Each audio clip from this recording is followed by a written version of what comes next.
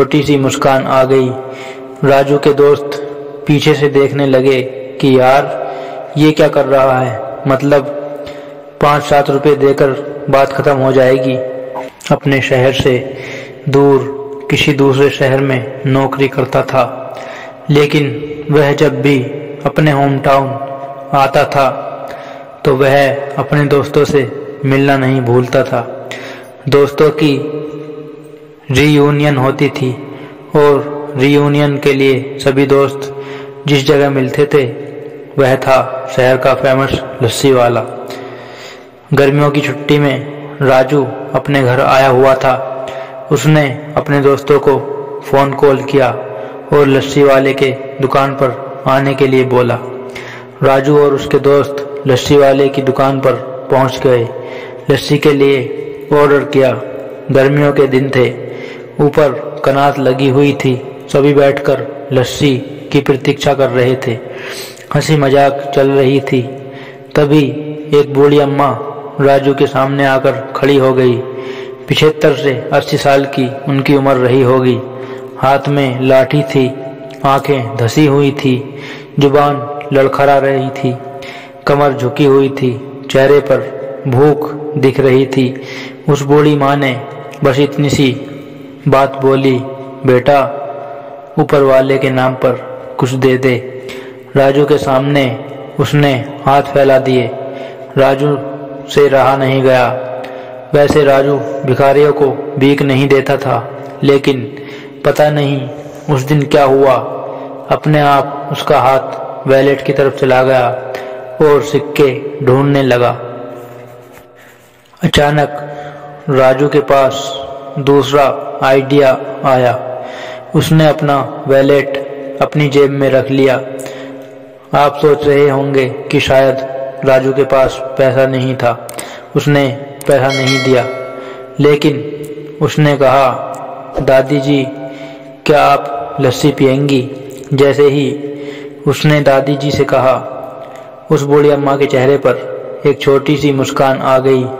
राजू के दोस्त पीछे से देखने लगे कि यार ये क्या कर रहा है, मतलब 5-7 रुपए देकर बात खत्म हो जाएगी, 30 रुपये की लस्सी पिला रहा है।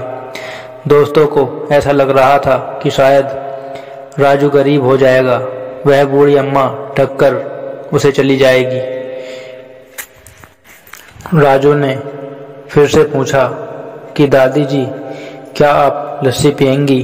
दादी जी बिना ना नुकुर करते हुए धीरे से हाँ कह देती हैं और उनकी हाँ को देखकर राजू को लगा कि यह बहुत दिनों से भूखी हैं। उसने जोर से आवाज़ लगाई कि भैया एक लस्सी और लाना।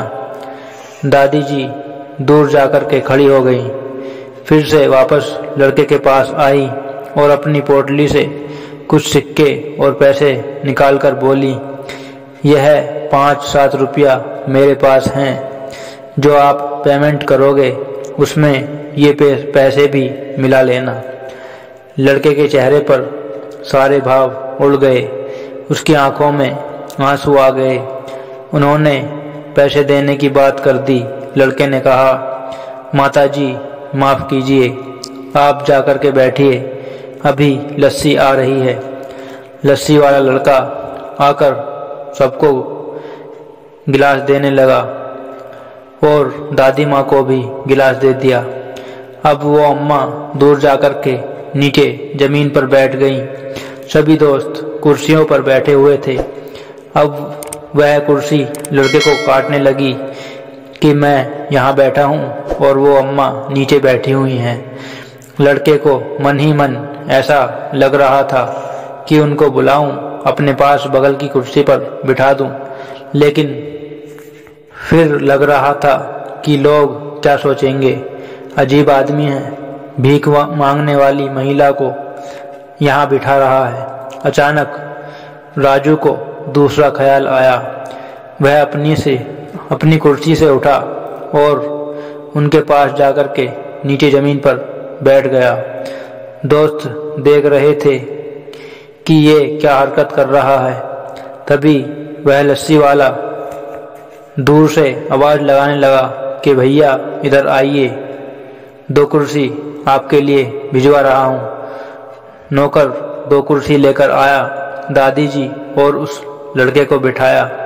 उसके बाद वह लस्सी वाला बोला, सर जी धन्यवाद मत कहिएगा, क्योंकि मेरी दुकान में तो ग्राहक हमेशा आते हैं, लेकिन इंसान कभी कभार आते हैं।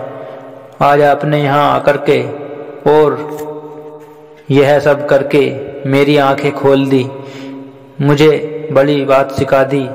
अब से मैं कोशिश करूँगा कि मेरी दुकान के आसपास अगर कोई ऐसा भिखारी दिखेगा तो मैं उसे फ्री में लस्सी पिलाया करूँगा। दोस्तों, ये छोटी सी कहानी हमें बहुत बड़ी बात सिखाती है। मदद करते चलिए, मुस्कान बांटते चलिए।